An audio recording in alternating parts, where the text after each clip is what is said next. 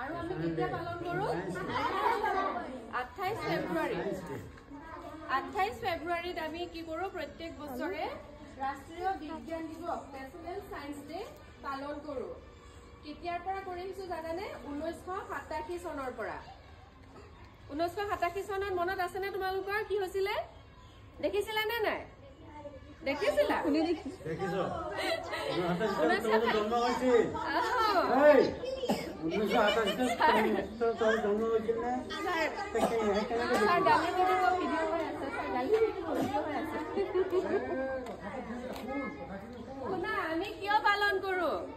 1987 চনৰ পৰা আমি ৰাষ্ট্ৰীয় বিজ্ঞান দিৱস পালন কৰো এতিয়া সাধু এটা কম প্ৰথমতে সাধুটো শুনা দেই ধুনীয়া সাধু এজন লৰা আছিলে তেওঁৰ জন্ম হৈছিল তামিলনাডুৰ মাদ্ৰাজত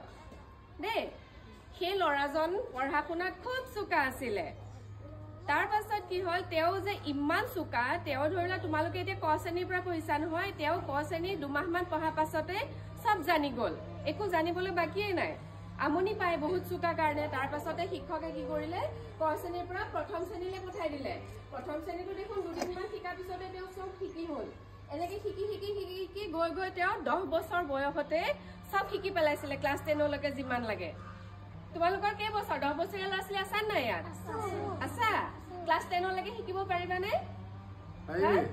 তোমালোকৰ ক্লাছৰ খিনিকে ভুল হৈ থাকে সেই ল'ৰাজন ইমানে চোকা আছিলে 10-12 বছৰ বয়সলৈকে তেওঁ হাই সেকেন্ডাৰী পাছ কৰি গৈছিলে